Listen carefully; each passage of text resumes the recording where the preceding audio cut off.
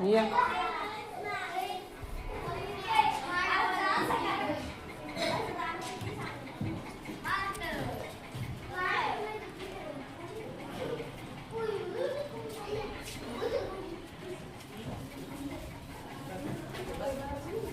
करा सुरू.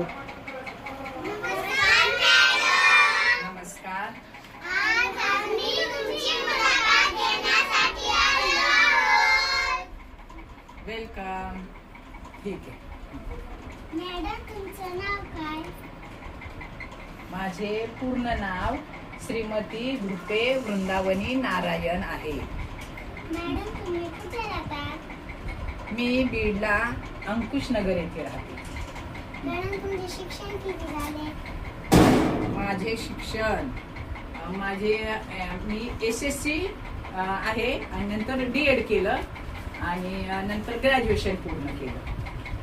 यशवंतराव चव्हाण मुक्त विद्यापीठातून ग्रॅज्युएशन पूर्ण केलं. तुम्ही कोणत्या शाळेत शिकलात? मी माझं 10वी पर्यंत शिक्षण लोणावळ्याला डॉक्टर B.N. पुरंदरे हायस्कूल या हायस्कूलमध्ये झाले आणि त्यानंतर माझं D.Ed पुण्याला झालं आणि नंतर यशवंतराव चव्हाण मुक्त विद्यापीठातून बीडला ग्रॅज्युएशन पूर्ण केलं. तुम्ही मुख्याध्यापक कधी झालात? मी मुख्याध्यापक या पदावर 30 मे 2023 या दिवशी झालो. तुमच्या कामाचं स्वरूप काय? माझ्या कामाचं स्वरूप मी आता मुख्याध्यापक या पदावर आहे. तर मुख्याध्यापक म्हटल्यावर पूर्ण शाळेची जबाबदारी मुख्याध्यापकावर असते.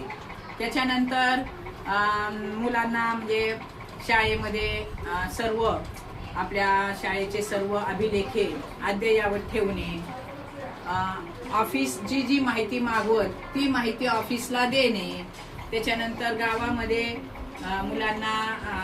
मुलांच्या काय समस्या आहेत, शाळेच्या काय समस्या आहेत त्या गावकऱ्यांना सांगणे, त्यांच्याकडून त्या सोडवून घेणे, गावकऱ्यांच्या आपल्या शाळेकडून काय अपेक्षा आहेत त्या समजावून घेणे आणि त्या पूर्ण करण्याचा प्रयत्न करणे ही मुख्याध्यापकाची जबाबदारी असते.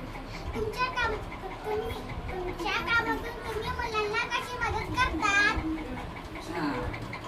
तर मी जेव्हा एखाद्या शिक्षकाची रजा असते त्यावेळेस मी त्या वर्गावर जाते आणि एखादा त्या मुलांना अध्यापन करते एखाद्या विषयाचं आणि तसेच आपल्या शाळेतील ज्या मुलाला म्हणजे थोडंसं परिस्थिती ज्याची थोडीशी आर्थिक परिस्थिती तो मुलगा जर असेल गरीब असेल तर त्याला थोडी आपली शैक्षणिक मदत म्हणून वही, पुस्तक, पेन अशा प्रकारे दप्तर हे त्याला कसं देता येईल आणि त्याची शैक्षणिक प्रगती कशी करता येईल याचा मी प्रयत्न करते. तुमच्या शैक्षणिक कार्यातील एखादा प्रसंग सांगा. पहा, मी पिठीला 10-12 वर्ष काम केलेलं आहे.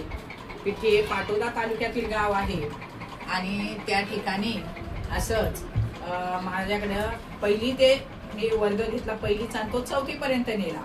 तर त्या वर्गामध्ये मला 2 बहिणी, सख्या बहिणी त्या वर्गात एकाच वर्गात होत्या आणि त्यांचे वडील शेतकरी होते आणि आई गवंड्याच्या हाताखाली काम करत होती.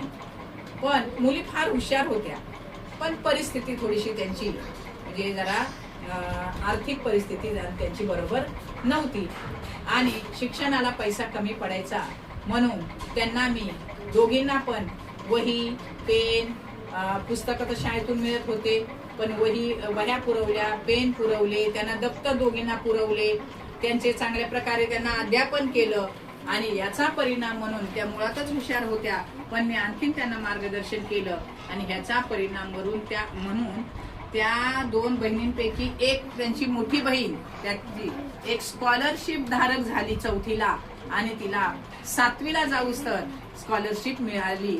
याचा मला माझ्या जीवनामध्ये मला फार त्याचा या गोष्टीचा आनंद वाटतो. अशी ती मी माझ्या जीवनातला अविस्मरणीय प्रसंग आहे. लहानपणी तुम्हाला काय व्हायचे ठरवले होते का? हो, आता लहानपणी आता आपण काही ना काही करायचं ठरवतो. तुमच्या पण मनात असेल ना मी मोठं झाल्यावर हे बनेन, मी ते बनेन, आहे की नाही. असताच आहे, आपण ठरवत असतो.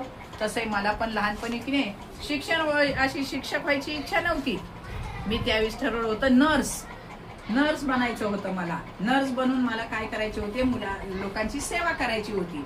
आणि तेव्हा मी पास झाले 5वी 6वीला.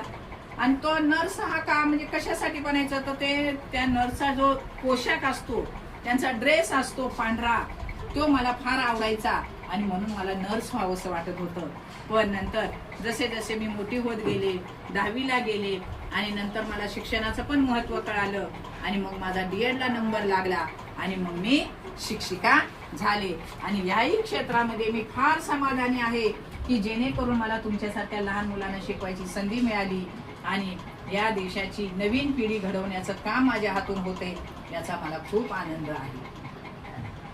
मुलांनी मोठे होऊन काय व्हाय तुम्हाला असे वाटते? तुम्ही मोठे झाल्यानंतर प्रत्येक मुलाला आपल्या आई वडिलांना वाटतं आपला मुलगा मोठा व्हावा.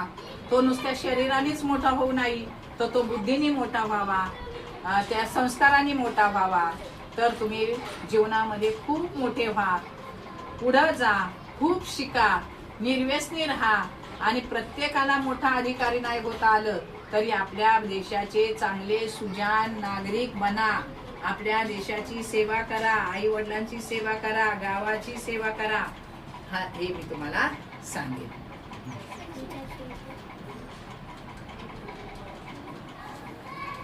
तुम्ही मुलांना कशी कोणता संदेश देऊ इच्छिता? तुम्ही मुलांना काय संगीत द्या? बर, संदेश. मी तुम्हाला एवढंच सांगेन की आताच मी सांगितलं तुम्हाला की मुलींनी खूप शिकायचं, आपल्या स्वतःच्या पायावर उभं राहायचं. स्वतःच्या पायावर उभं राहायचं म्हणजे काय करायचं, कमवायचं, मोठं व्हायचं. आणि मुलांनी पण खूप शिकायचं, निर्व्यसनी राहायचं, कोणतंही व्यसन करायचं नाही. आणि आपल्या आई वडिलांचं नाव मोठं करायचं, आपल्या गावाचं नाव मोठं करायचं, आपल्या देशाचं नाव मोठं करायचं, आपल्या शाळेचं नाव मोठं करायचं आणि आपल्या देशाचा एक आदर्श नागरिक बनायचं. एवढंच मी तुम्हाला या प्रसंगी संदेश देईन. थँक्यू. नमस्कार, धन्यवाद.